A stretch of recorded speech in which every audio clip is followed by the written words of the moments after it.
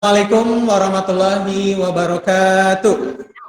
Waalaikumsalam. Magnum, ya. Assalamualaikum Pak Irfan, maaf terlambat. Waalaikumsalam, Latifah. Ya.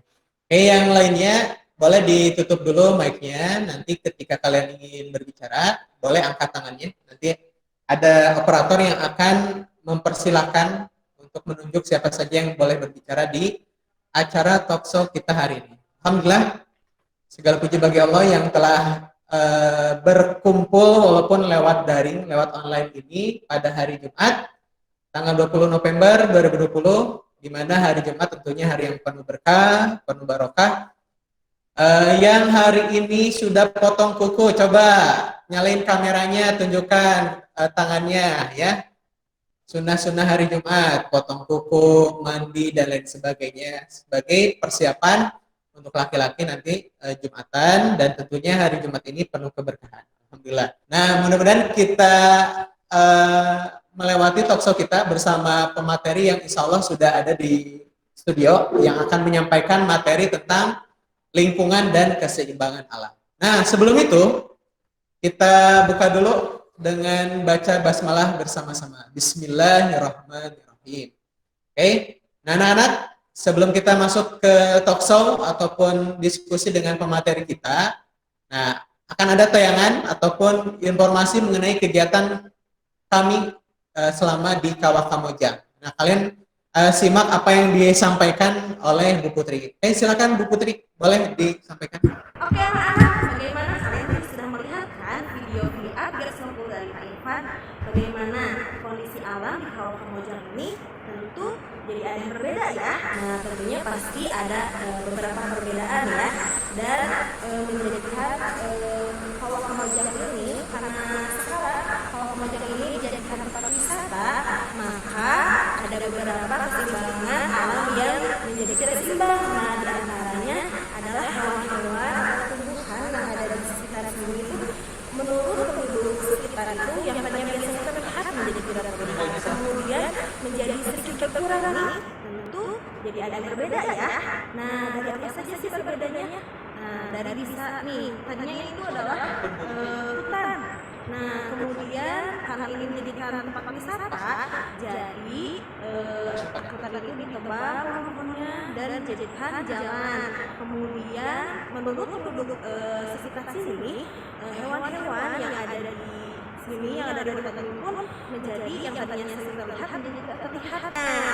Nah, setelah ini kalian simak talkshow bersama Pak Irfan dan salah satu narasumber nih mengenai keseimbangan alam di Kawah Kamojang. Dan kalian nanti perhatikan nih di sekitarnya perubahan-perubahan apa saja yang ada dalam kawasan Kawah Kamojang ini, perubahan keseimbangan ekosistem yang ada di Kawah Kamojang ini. Oke, sampai jumpa Ibu. Oke, alhamdulillah. Ya, kalian sudah melihat tadi selama di Kamojang, tadi yang disampaikan oleh Bu Putri, ternyata ada yang berubah, ya. Katanya dulunya hutan, banyak kawah, terus juga sumber airnya banyak hewan-hewan dan lain sebagainya. Ternyata sudah ada yang menghilang, ada yang berkurang. Beberapa penduduk yang biasanya melihat hewan-hewan, katanya sudah menghilang hewan tersebut. Nah, alhamdulillah di sini di studio, nah sudah kedatangan tamu, ya. Pada Pak Suroso, betul? Ya.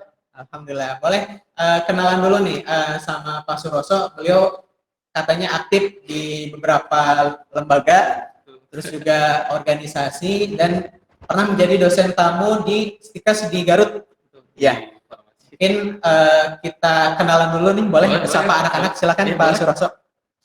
Pak Suroso ini tadi aktif di mana saja? Boleh disampaikan? Ya, kebetulan di beberapa komunitas di Ranggon, jadi aktivitas yang membantu mengenalkan keanekaragaman hayati hewan dan tumbuhan.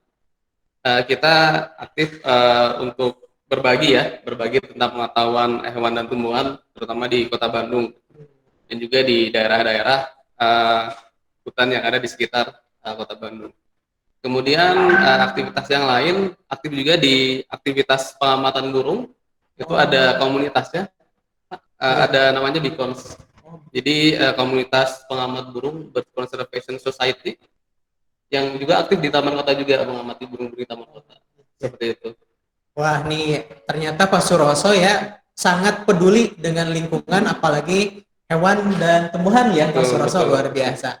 Nah, kebetulan nih anak-anak hari ini sedang belajar tentang hewan dan tumbuhan, juga belajar tentang keseimbangan alam. Boleh berbagi nih Pak Suroso untuk anak-anak kelas 4 ini. Jadi ada kelas magnesium, ada kelas platinum, kelas iridium. Kami singkat menjadi imagnum. Nah, kita panggil anak-anak dengan sebutan imagnum. Nah, imagnum sekarang sudah belajar tentang hewan dan tumbuhan, juga sedang belajar tentang keseimbangan alam. Nah, mungkin Pak Suroso bisa menyampaikan pengalaman ataupun informasi yang berkaitan tentang alam dan hewan dan tumbuhan ini seperti apa hari ini. Oh iya. Silakan. Ya, terima kasih.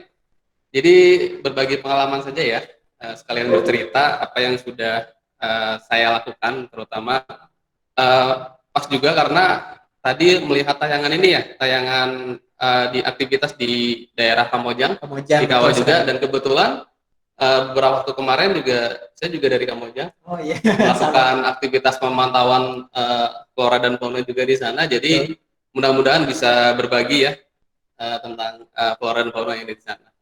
Jadi betul adanya aktivitas manusia seperti itu ya, adanya pembangunan pembangkit listrik tenaga panas bumi di kawasan Kamojang dan juga aktivitas taman wisata alam tentunya sedikit banyak memberikan pengaruh terhadap lingkungan, baik itu terhadap ekosistem, kemudian flora dan faunanya seperti itu. Maka dari itu perlunya untuk menjaga supaya bagaimana caranya energi yang kita manfaatkan dan kemudian aktivitas yang kita lakukan sebisa mungkin itu mengurangi dampak dari kerusakan lingkungan tersebut. Dampak yang sangat nyata apa nih?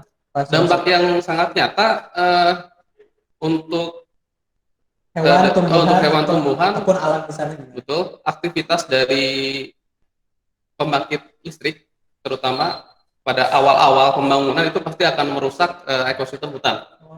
Tunggu nih, anak-anak ekosistem, tahu nggak nih ekosistem apa ya? Oh iya, ekosistem. Jadi ekosistem itu suatu interaksi antara hewan dan tumbuhan dengan lingkungan sekitarnya.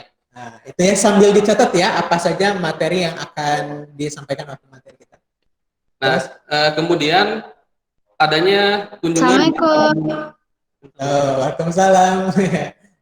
Itu ya, jadi adanya pembangunan di sekitar daerah Kamojang itu sendiri, itu juga akan menghilangkan beberapa bagian hutan, dan itu tentunya pasti akan mengganggu keberadaan hewan dan tumbuhan yang ada di sana. Kemudian aktivitas di kawasan Taman Wisata Alam yang selalu dikunjungi oleh banyak orang. Tadi disampaikan di awal ya, itu hewannya kok semakin susah dijumpai, gitu kan. Beberapa di situ tuh ada primata, semacam kelompok monyet-monyetan ya. Nanti ada foto-fotonya, nanti bisa dilihat ada hewan dan tumbuhan apa aja yang ada di Kawah Kamojang. Itu juga keberadaannya juga masih makin susah dijumpai gitu. Itu juga karena akibat banyaknya aktivitas yang ada di daerah tersebut. Itu. Jadi walaupun memang energi terbarukan dari panas bumi ini ramah lingkungan ya, seharusnya ramah lingkungan, tapi sedikit banyaknya ternyata berpengaruh ya betul. Sekitar Kawah Kamojang. Jadi kemarin ketika kami di sana memang hewan-hewan yang ternyata ada katanya sudah mulai menghilang ya. Tadi ada primata ya? Iya, ada primata. Jadi primata itu mudahnya seperti kelompok monyet-monyetan. Iya. Beberapa hewan nih yang pernah saya jumpai di daerah kawasan Kamojang. Betul. Nah, itu di dua teratas itu ada kelompok primata nih yang tadi saya sebutkan tadi yang seperti monyet-monyetan. Itu yang warnanya agak putih. Betul. Itu ada yang namanya surili. Nah, surili ini termasuk primata khas Jawa Barat. Jadi orang Jawa Barat itu harus bangga karena punya hewan yang cuma dijumpai di daerah Jawa Barat saja. Contohnya adalah surili ini nih. Nih dadanya putih ya. Dadanya kalau dilihat putih, itu kalau misalkan terlihat lebih dekat itu semacam ada jambul di kepalanya. Gitu. mukanya juga putih. Sekarang kondisinya bagaimana nih? Kondisinya memang agak susah dijumpai. Biasanya di sekitar Kamojang ada hewan ini? Biasanya di sekitar Taman Wisata Alam, Taman wisata alam? dia suka muncul biasanya. Dia suka berada di pinggiran-pinggiran hutannya. Karena di sekitar pinggirannya itu ada makanannya juga. Nah, makanannya salah satunya itu tumbuhan khas Jawa Barat juga. Nanti kita lihat, namanya saninten, nanti kita lihat fotonya ada juga. Ada jalannya ya. Betul. Kemudian primata yang kedua yang warnanya hitam, mungkin udah sering lihat ya di gambar atau di foto gitu. Ya. Itu ada lutung Jawa. Nah, ini juga hewan yang dilindungi juga. Warnanya hitam pekat. Bahkan ada legenda lutung Kasarung ya. Iya, betul sekali. Nah, itulah. Itu mengambil dari hewan lutung ini. Ini juga hewan yang dilindungi juga. Kemudian ini nih yang agak lucu. Yang bagian mana nih? Yang bawah sebelah kiri ya kalau dari sini. Iya, iya. Itu yang jalannya lambat. Nah, ini yang apa ini? Ini namanya kukang atau di beberapa daerah disebutnya muka.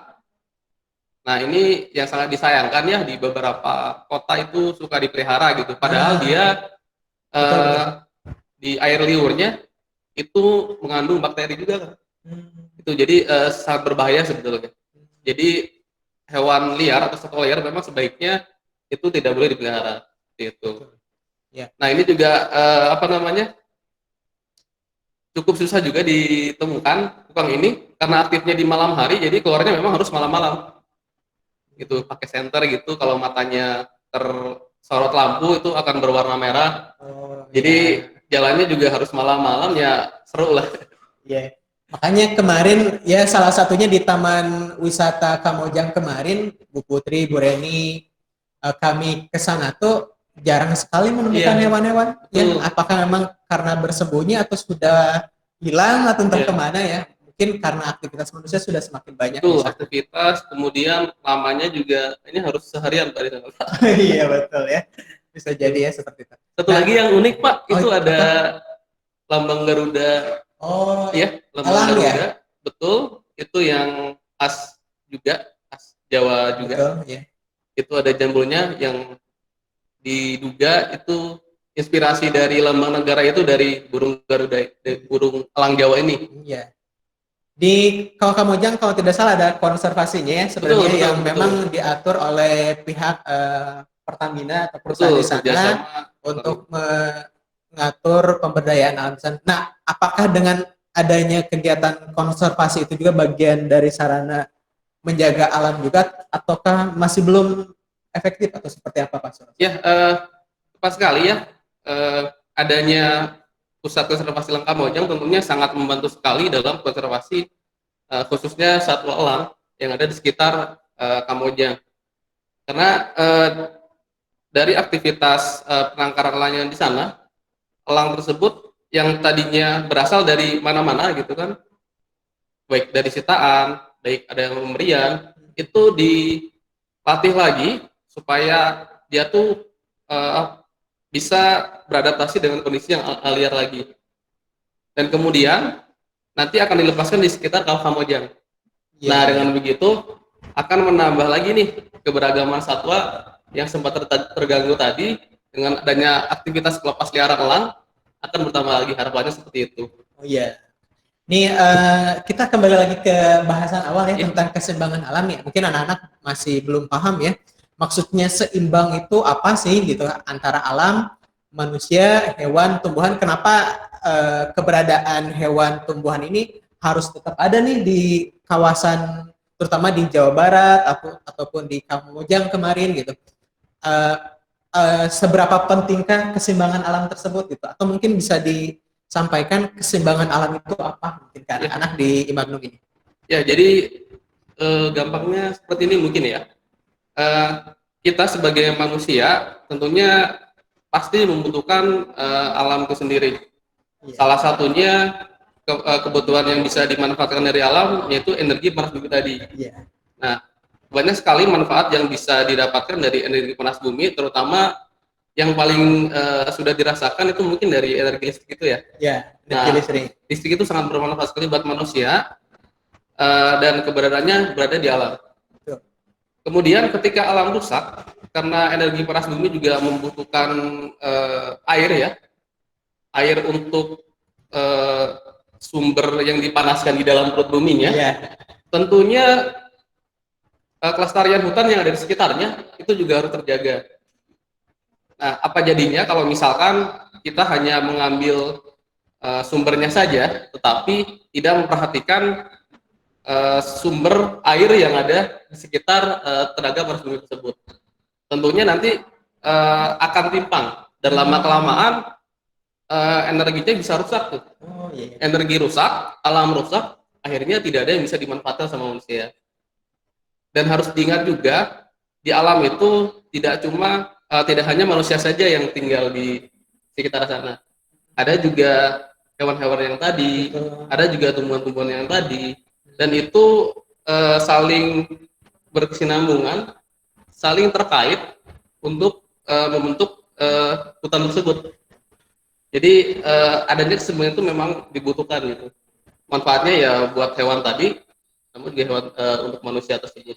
Iya, berarti emang ada keterkaitan tadi ya, ketika bagian dari alam yang kita kuras habis-habisan tidak diimbangi dengan pelestariannya, termasuk juga alam yang ada di sana malah akan berdampak lagi kepada manusia ya. Tadi makanya tidak seimbangnya itu di sana. Yeah. Nah, termasuk juga tadi disinggung soal hewan ya. Betul. Nah, kira-kira ada nggak yang memang berhubungan dengan tumbuhannya yang ada di sana? Oh ada, mungkin di sebelumnya. Boleh disampaikan lagi Pak Suroso. Nah, kalau tadi di hewan ya, Ya. ternyata hutan di Kawah Kamojang itu juga memiliki tumbuhan-tumbuhan yang khas dan endemik. Endemik ini maksudnya hanya dijumpai di daerah pegunungan Jawa Barat. Khas Seperti ya itu, berarti ya. khas.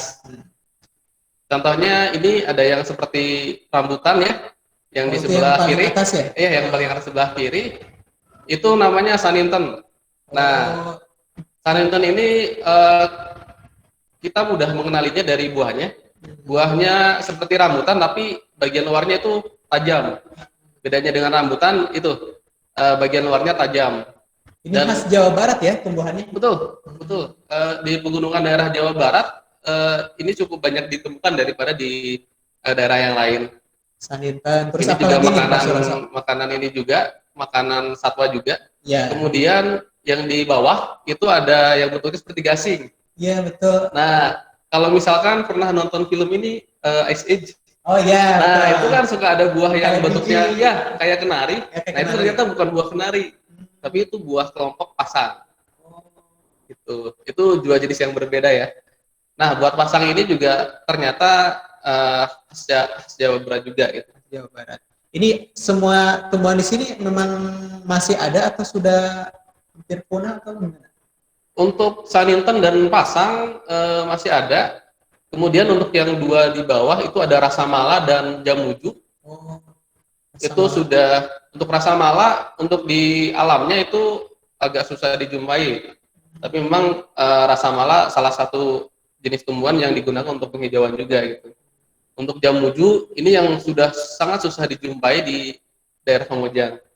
Karena dulu aktivitas ini ya, pengambilan kayu secara besar-besaran oleh masyarakat yang sampai sekarang menyisakan tinggal sisa-sisanya saja gitu. Oh, tidak ada lagi pelestarian lagi ya? Betul. Sangat Dan tumbuhnya juga sangat susah, makanya termasuk jenis yang langka juga sebetulnya. Nah, anak-anak di sini jadi pembelajaran ya buat kita semua. Ternyata tumbuhan-tumbuhan yang ada sekarang di Jawa Barat, ada yang beberapa memang bisa bertahan ya, dan memang itu menjadi makanan khas untuk hewan-hewan di sana. Tapi ada beberapa juga termasuk yang jamuju ataupun kayu-kayu ya. Beberapa tempat tidak hanya di Kamojang, beberapa wilayah juga di mana saja nih yang sudah mulai dikeruk habis ya, pohon-pohonnya ditebang dan tidak diimbangi lagi untuk pelestarian. Nah, sebenarnya Pak Suroso baiknya seperti apa nih untuk melestarikan tumbuhan ini supaya tadi ya keseimbangan alam ini bisa terjaga? Tuh, di selanjutnya boleh jadi dibuka salah satu pengelolaan lingkungan ya mungkin ya, Hmm. untuk melestarikan jenis-jenis flora dan fauna Jawa Barat. Diantaranya di daerah Kamojang itu ada pembibitan tumbuhan khas Jawa Barat. Pembibitan. Nah, ini salah satu aktivitas ya yang saya dan kawan-kawan lakukan untuk menjaga hewan dan tumbuhan di daerah Kamojang itu masih tetap ada. Salah satunya melakukan pemantauan hewan dan tumbuhan. Itu lagi apa? Nah, Ada itu apa lagi tuh? itu sedang mengukur diameter pohon. Oh, ukur diameter. Gitu. Tujuannya untuk apa tuh? Tujuannya untuk melihat perkembangan pohonnya. Gitu. Jadi kita catat diameternya, itu juga salah satu bentuk pemantauan ini ya, pemantauan pertumbuhan pohon juga. Luar biasa. Gitu. Kemudian ada yang itu sebelah kanan Apalagi memakai teropong itu. Oh iya. Nah, Ternyata tidak hanya melihat langit saja ya, pohonnya diteropong. betul. Ya, teropong ini untuk melihat satwa biasanya, Oh, terutama oke. burung yang ukurannya kecil dan jauh. Betul. Kemudian primata juga kalau didekati itu suka kabur, Pasti. makanya betul pengamatannya sekali. harus dari jauh. Terus Kemudian apalagi? nah ini ada pembibitan ya yang dilakukan oleh pihak Perusahaan di sana. perusahaan di sana bekerja sama juga dengan masyarakat. Itu pembibitan tumbuhan khas Jawa Barat tadi. Di situ ada puspa, ada rasa mala juga, kemudian ada saninten, ada ki hujan. Nah itu tujuannya untuk itu tadi Kak, itu tadi Pak, untuk menyelamatkan pohon-pohon yang kondisinya sudah mulai rusak. Oh iya iya. Seperti itu. Jadi tidak hilang. Nanti pada tempat-tempat yang pohonnya sudah rusak, itu nanti bisa ditanam di daerah tersebut. Oke. Nah, Imam, kalau misalkan kalian nanti ada yang mau ditanyakan ya terkait dengan materi ini, nanti insya Allah akan ada waktu sesi tanya jawab ya. Ya, silakan. Sekarang sudah pukul 9. Kira-kira masih ada slide lagi yang mau disampaikan Pak Suroso? Tadi selain pembibitan, apalagi Pak Suroso yang akan dilakukan sebaiknya? Oh ya, mungkin itu ya yang Pusat Konservasi Langkamojang yang sebelah kanan. Oh yang iya, tadi betul, seperti betul. Bapak Irfan sampaikan, itu juga salah satu bentuk pemantauan dan pengelolaan lingkungan di sekitar daerah PLTP Iya. Kemudian selain flora dan fauna tentunya juga, nah ini ada pemantauan kualitas lingkungan. Iya ya, tidak Ya, hanya hewan tumbuhan ya, betul. fisiknya juga. Berbicara lingkungan berarti kita berbicara yang ada di sekitarnya, Betul. yang tidak hidup, yang abiotik. Kemudian kita juga berbicara tentang yang hidup atau yang biotik. Nah ini contohnya seperti pemantauan kualitas air. Iya iya iya. Mengambil sampel air kemudian diteliti kandungannya seperti apa. Kemudian pengukuran kualitas udara untuk mengukur kebisingan dari pembangkit yang dihasilkan. Betul betul. Karena di sana tuh suaranya lumayan Betul. berisik Suaranya ya. seperti apa ya? Beriwitan. Tapi Jadi kayak fluid kenceng ya. gitu. Kayak fluid tapi kenceng gitu. Kenceng Dan banget, itu terus betul. menerus suaranya. Iya benar. Sepanjang hari bunyi. Jadi kalau anak-anak yang pernah ke Kamojang itu pasti akan mendengarkan suara bising dari uap itu. Iya. Iya benar-benar. Dan itu sepanjang hari itu. Iya. Apalagi nih Pak Suroso? Mungkin ini paling ya. Mungkin ini nanti untuk Nanti ya. penutup ya. Oke. Kita close Oke, dulu aja dulu. PowerPoint-nya, kita tampilkan layar Dulu anak-anak. aja. Nah, barangkali nanti Imagnum, kalian punya waktu untuk sesi tanya jawab. Nah, luar biasa tadi Pak Suroso menceritakan pengalamannya tidak hanya hewan-hewan ya. Tadi ada primata, ada elang dan lain sebagainya yang barangkali ingin kalian tanyakan, termasuk juga tumbuhan-tumbuhan nih. Kemarin kan sudah belajar nih tentang satwa, flora, dan fauna endemik bersama Bu Reni ya di pelajaran sosial. Nah, mungkin ada yang mau ditanyakan juga terkait hewan dan tumbuhan. Nah, juga terkait dengan PLH ataupun keseimbangan alam, boleh kalian tanyakan langsung ke Pak Suroso. Nah, caranya klik tanda angkat tangan ya.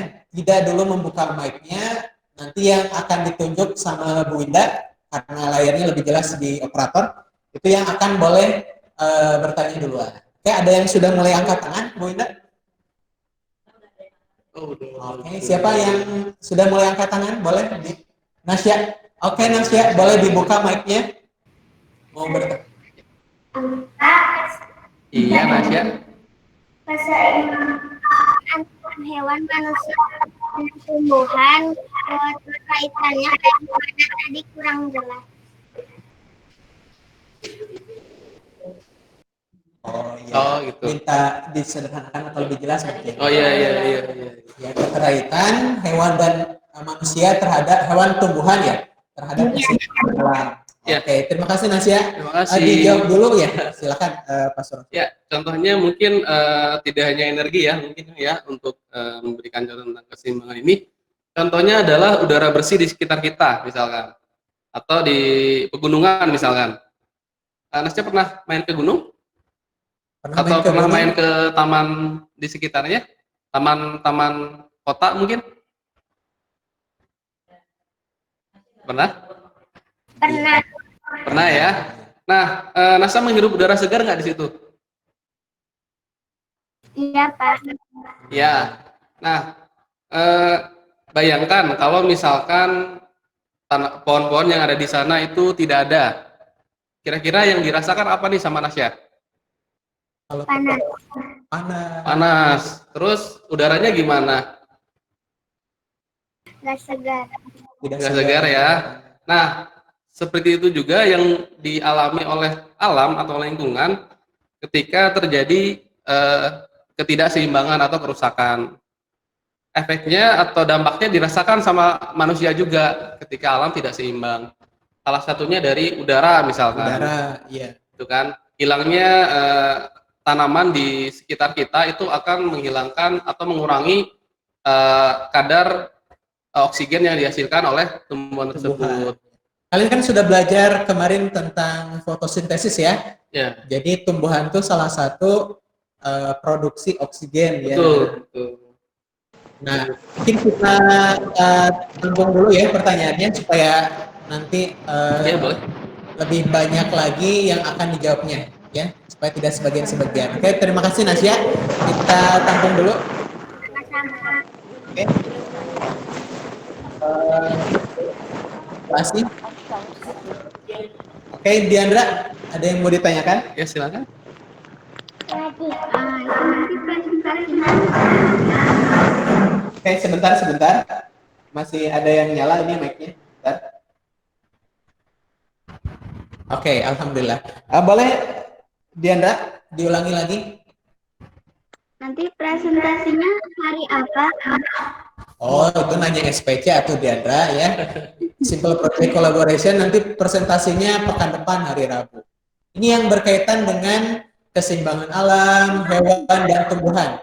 Silakan, nanti presentasinya pekan depan ya, masih lama. Hari ini kalian fokus mempersiapkan presentasi tentang lingkungan, tentang keseimbangan alam. Oke, ada lagi yang mau ditanyakan tentang hal ini? Siapa yang sudah angkat tangan? Boleh ditunjuk? Atifa. Boleh Atifa dibuka mic-nya kalau mau bertanya, silakan. Bapak, Ya, Atifa. tadi yang bagian ekosistemnya jelas boleh diulang. Oh, yang ekosistem itu apa katanya? Oh Boleh iya. diulang. Ekosistem ya. Mungkin yang paling dekat misalkan ekosistem ini kan adanya hubungan antara manusia, antara hewan, tumbuhan dan manusia kan termasuk makhluk hidup di dalamnya dengan lingkungan sekitarnya. Contohnya adalah ketika kita main di taman misalkan. Di taman itu ada lingkungan. Nah, lingkungan itu ada ruangnya ya. Di taman itu kan ada tanahnya. Kemudian ada udaranya juga kan di situ. Kemudian di dalamnya ada tumbuhannya juga. Ada pohon-pohon, ada bunga-bunga seperti itu. Kemudian ada hewan yang hinggap di tanaman-tanaman tersebut seperti kupu-kupu misalkan. Kemudian ada burung-burung yang datang di pohon makan buah-buahan. Nah, hubungan dari hewan-hewan dan makhluk hidup tersebut terhadap keadaan di sekitarnya, itulah yang disebut dengan ekosistem. Jadi adanya udara, adanya tanah sebagai media tumbuh tanaman yang ada di taman, kemudian adanya tumbuhan itu sendiri, adanya hewan yang ada di tumbuhan itu untuk mencari makan. Nah, itu semua saling berkaitan saling berhubungan, dan itulah yang disebut dengan ekosistem. Seperti itu. Ada hubungan ya Betul. yang tidak bisa terlepaskan, itu yang disebut dengan ekosistem. Oke, terima kasih Atifa sudah bertanya. Siapa lagi yang mau bertanya? Masih ada waktu 5 menit lagi, insyaallah. Siapa? Boleh angkat tangannya, diklik, atau boleh langsung dibuka kameranya. Oke, siapa itu yang menyalakan? Ada yang? Siapa? Zia. Oke, Zia. Oke, silakan Zia, mau bertanya atau mau menyampaikan apa?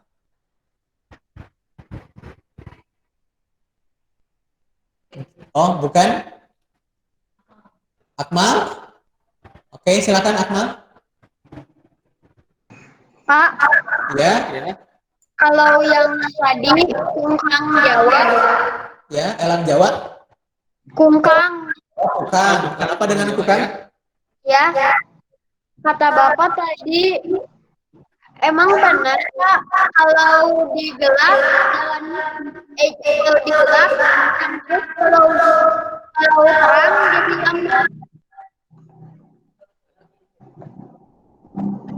Oh, iya, iya, iya.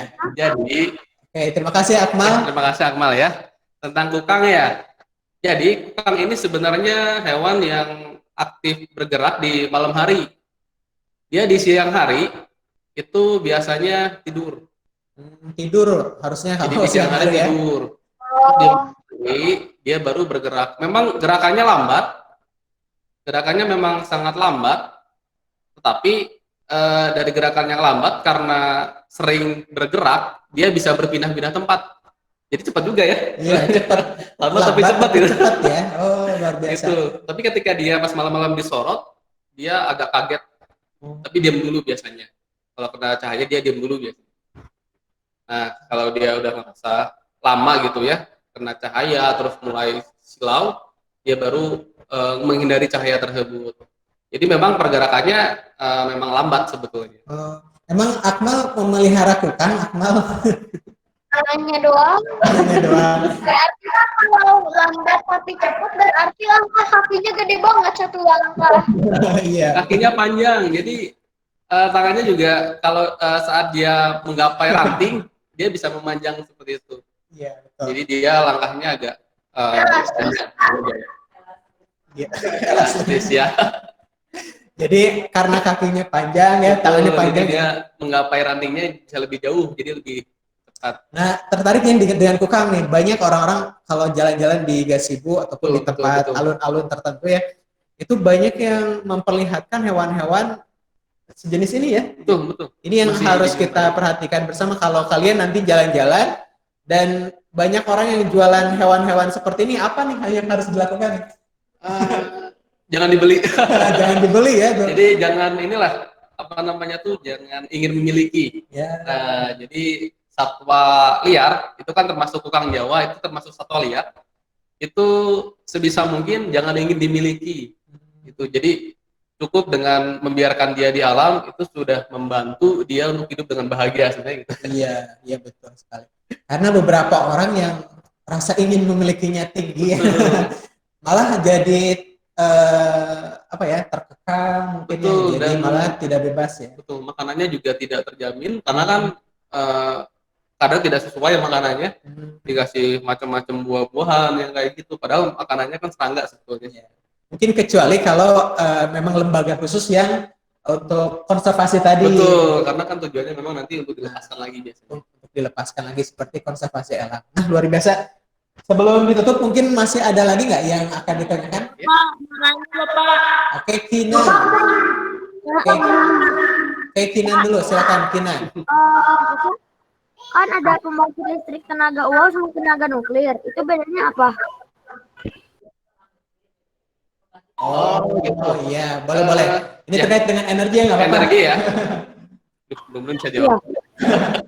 Jadi kalau tenaga panas bumi itu dihasilkan dari proses yang terjadi di panas bumi itu sendiri. Jadi bumi itu punya panas dalam bentuk magma. Nah, di gunung berapi itu kan suka lihat lahar ya. Iya. Nah, itu saat laharnya tidak keluar itu disebut dengan magma. Dan si magma ini itu akan memanaskan batuan yang ada di atasnya di dalam tanah, memanaskan batuan tersebut, kemudian memanaskan juga air yang ada di dalam tanah, yang akhirnya nanti jadi uap panas. Nah itu panas bumi. Itu panas bumi Jadi ya. memang sumber panasnya memang dari perut bumi itu Dari sendiri perut gitu. bumi. Nah kalau untuk tenaga nuklir, Wow. nah ini agak susah juga interaganya. Itu adanya penggabungan unsur-unsur dalam yang disebut dengan atom. Ya. Ini Jadi pembahasan memang pembahasannya kuliah agak- ya, agak- luar biasa agak- nih pertanyaan Kinan ya. Betul. Inti atom ini Iya, kalian inti belum atom, belajar unsur. tentang partikel nanti di SMP Partikel, lebih betul. jelas ya. Tapi nggak apa-apa, intinya bedanya di situ. ada materi yang lebih Materi kecil dan kita namakan itu atom ya. Betul. Nah di situ atom sebenarnya kan bereaksi. Nah, Nah ketika bereaksi tersebut itu akan menjadi sebuah tenaga yang dihasilkan dari reaksi atom-atom. ya, kalau kalian pernah mendengar sejarah adanya bom atom ya di Nah, itu- Nagasaki dan itu. Hiroshima, itu dampaknya begitu besar ya. Itu sangat besar Kalau sekali. dijadikan bom, nah itu bahaya banget. Nah, Bapak, kalau dijadikan energi ya namanya adalah tenaga nuklir. Oke, Bapak, ada lagi yang bertanya, siapa ini? Oh, Kinan, kenapa Kinan? Ya, jadi tenaga nuklir itu jadi kuat juga ya Pak? Jadi tenaga nuklir itu jadi kuat juga. Dari uap juga nggak tenaga nuklir? enggak, Beda ya? Beda. Itu dari unsur yang ada di bumi. Ya, beda antara nuklir dengan uap ya. uap. Soalnya, yang mau bertanya jangan dulu dinyalakan mic-nya, jadi kami tidak jelas mendengar suara kalian. Jadi angkat tangan atau klik angkat tangan. Oh masih ada yang bertanya nih? Ya. Nggak apa-apa nih. Nggak apa-apa, nggak Oh, apa-apa. nggak apa-apa. Oke. Siapa? Faras. Boleh Faras buka mic-nya? Bapak mendingan menjaga alam atau bangun PLTU, Bapak? Boleh diulangi Faras pertanyaannya? Mendingan menjaga alam Ya. bangun PLTU. Ya, Oke. pertanyaannya kalau kita nih di sini anak-anak kan buat market nih. Iya. Buat market yang seperti membangun PLTP, bukan PLTU ya. Kalau kemarin itu kalau PLTU itu dari batubara ya. Kalau kemarin itu namanya PLTP. Jadi pembangkit listrik tenaga panas bumi, ya PLTPB. Nah, pertanyaan tadi dari Faras, apakah kita lebih baik membangun PLTP atau menjaga alam katanya? Mending dua-duanya dilakukan. Iya, karena pembangunan PLTP juga dibutuhkan oleh manusia ya. Salah satunya untuk energi listrik misalkan. Iya. Kalau misalkan tidak ada sumber energi untuk menghasilkan listrik, itu juga akan menyulitkan manusia juga gitu untuk beraktivitas, berkegiatan, kemudian melakukan hal-hal yang bermanfaat. Itu akan kesulitan juga. Bayangkan kalau hari ini Tidak ada misalkan listrik, tidak ada ya. listrik, kita tidak Iya, akan benar. melakukan aktivitas seperti ini kan. Iya. Alamnya terjaga gitu, tapi kita tidak bisa beraktivitas seperti ini. Nah, selain membangun PLTP juga kita bisa menjaga keseimbangan alam juga. Jadi bisa berbarengan Betul. Faras ya. Seperti tadi kan adanya pengelolaan lingkungan, seperti mengadakan pembibitan itu untuk mengganti hutan yang rusak karena adanya aktivitas pembangunan. Kemudian adanya konservasi itu juga bagian dari menjaga lingkungan juga. Adanya pemantauan kualitas air, udara itu juga bagian menjaga keseimbangan alam itu sendiri. Seperti itu. Jadi kalau bisa berbarengan kenapa tidak gitu. Betul sekali. Karena PLTP ataupun energi yang dihasilkan dari panas bumi ini lebih baik dibandingkan yang sekarang banyak digunakan Betul. dengan batu bara Betul. dan lain sebagainya yang memang kurang ramah dengan lingkungan. Dan tinggal dikelola aja ya, Betul. bagaimana si PLTP tadi tetap menjaga alamnya. Betul. Yang masih ada kan nih yang angkat tangan, Bu Indah? Fadil katanya. Fadil, nanti sampai 9.30 ya, kalian insya Allah akan istirahat. Sekarang mungkin masih ada kesempatan untuk Fadil, boleh dibuka mic-nya? Pak, kalau presentasi ada yang presentasi hari ini. Baik. Pertanyaannya yang sesuai dengan ini ya, kalau berkaitan dengan SPC dengan guru kelompoknya ya, nanti. Fadil, kan tadi sudah disampaikan presentasi nanti pekan depan, hari Rabu. Tidak ada yang hari ini. Ada lagi yang berkaitan dengan hari ini? Oke Zami, boleh Zami, katanya mau bertanya. tentang materi kita hari ini ya. Oke. Zami, oke, Ini Zami apa? aja dari kita aja. Ya, kenapa Zami? Boleh diulang? Bentar. Oh iya. Wah, hebat, Zami sudah mencatat pertanyaan. Banyak, sepertinya Oke, banyak Zami. ya. Apa pertanyaannya? Kenapa ada konservasi alam di Kamojang? Di situ kan ada PLTP. Oke, kenapa harus ada konservasi alam ya di Kamojang?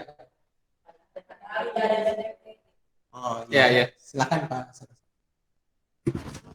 Ya itu tadi, jadi untuk mengurangi dampak negatif dari adanya pembangunan PLTP, maka beberapa aksi konservasi, salah satunya dengan membentuk itu tadi ya, tempat konservasi itu bagian dari mengelola dampak negatif yang dihasilkan dari PLTP tadi. Kan adanya PLTP itu kan sedikit banyak mengganggu hewan-hewan yang ada di sana.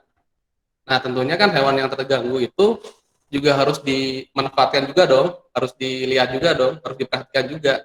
Makanya ada tempat yang disebut dengan kawasan konservasi itu sendiri gitu. Dan sebetulnya di sekitar PLTP juga itu masuk ke kawasan konservasi juga. Tapi memang yang pengelolanya memang bukan dari perusahaan, tapi memang dari pemerintah. Itu. Jadi sebagai upaya penanggulangan mungkinnya Betul, karena mengurangi dampak negatif perusahaan terhadap mau tidak lingkungan. mau ya, mau tidak mau harus mengganggu ya tanda kutip alam yang ada di sana, sehingga sebagai konsekuensinya atau gantinya perusahaan harus bertanggung jawab nih. Betul. Hewan-hewan di sana harus dijaga, tumbuhan di sana harus dilestarikan dan sebagainya. Wah, luar biasa nih, waktu kita sudah tidak terasa, sudah mau Cepat ya. istirahat ya. Oke, nah mungkin ada closing speech yang akan disampaikan penutup dari Pak Suroso untuk materi kita hari ini. Mungkin tadi ya di slide yang terakhir Iya, yang terakhir akan ya. disampaikan sebagai penutup pematerian talkshow kita hari ini. Boleh disampaikan kembali Pak. Ya, jadi mau tidak mau kita pasti membutuhkan energi buat melakukan berbagai aktivitas yang ada di sekitar kita. Tapi jangan lupa juga penggunaan energi juga beberapa energi itu bisa habis, gitu kan? Penggunaan energi yang sewenang-wenang itu juga bisa merusak keseimbangan alam. Makanya biar energinya tetap terjaga, energinya bisa dimanfaatkan terus-menerus, gitu kan, sampai lama.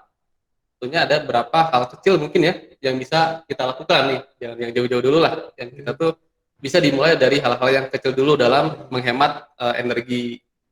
Di antaranya kita bisa mematikan semua peralatan elektronik ketika tidak digunakan. Itu langkah kecil yang berarti sebenarnya. Kalau misalkan yang melakukan banyak orang, itu pengurangan energinya itu sangat besar sekali. Kemudian menggunakan lampu misalkan yang hemat energi misalkan, itu juga salah satu bentuk penghematan energi juga. Kemudian yang di rumahnya pakai AC misalkan dan kipas angin, memakai seperlunya juga gitu. Kalau misalkan udaranya masih bisa dirasakan gitu kan, masih ada angin dan kuat juga, itu mungkin bisa dimatikan. Kemudian juga nih yang terkait dengan aktivitas kendaraan. Nih, misalkan kalau misalkan kita mau berbelanja atau jalan-jalan yang tempatnya dekat, itu misalkan, atau berpergian ke tempat yang dekat, itu kalau bisa jalan kaki itu lebih bagus gitu, lebih sehat juga. Nih anak-anak nih, Bapak sering lihat nih, cuman ke minimarket yang dekat aja harus pakai mobil ya, harus pakai motor. Padahal jalan kaki itu lebih sehat. Oke. Bagus. Sepeda juga itu juga lebih sehat juga ya. Gitu kan. Itu salah satu langkah kecil dari kita untuk penghematan energi apapun ya. Iya. Seperti itu. Mungkin itu Pak. Alhamdulillah ya. Alhamdulillah Imagnum di acara talkshow kita hari ini banyak sekali informasi yang disampaikan dari Pak Suroso. Ya, walaupun kalian mungkin masih mengenal beberapa istilah, masih banyak hal-hal yang belum kalian ketahui, justru di sanalah kalian bisa mencari tahu. Justru di sanalah kalian belajar. Nah, di sini ada Bapak Ibu guru, mungkin nanti bisa kontak Pak Surosonya ya. Ya, boleh. Kalau mau ditanyakan dan sebagainya, di sanalah yang disebut dengan belajar ya. Nah, ini juga nanti yang akan menjadi bahan presentasi kalian nanti pekan depan ya, bukan hari ini. Hari ini kalian masih pengerjaan SPC, maketnya masih dikerjakan. Di poin panduan yang isinya tentang keseimbangan alam boleh diisi nanti ya. Nah, hari ini kalian istirahat, boleh snack time ataupun sholat duha, dan nanti insya Allah pukul 10 ya, berani. Nanti pukul 10 akan ada instruksi dari guru pembimbingnya untuk mengerjakan SPC yang kemarin belum selesai. Terima kasih banyak Pak Suroso. Sama-sama, sudah hadir di sekolah, di studio Imagnum nih, di tempat ini yang ya luar biasa perjuangannya, mudah-mudahan bermanfaat untuk kita semua. Terima kasih banyak. Alhamdulillah. Kita tutup dan akhiri saja pertemuan kita dengan baca hamdalah sama-sama. Alhamdulillahirabbil alamin. Dalam kifaratul majelis, subhanallah wa bihamdika, asyhadu an la ilaha illa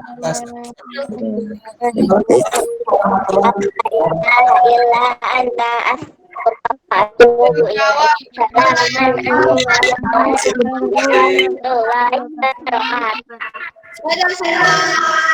ya, silakan.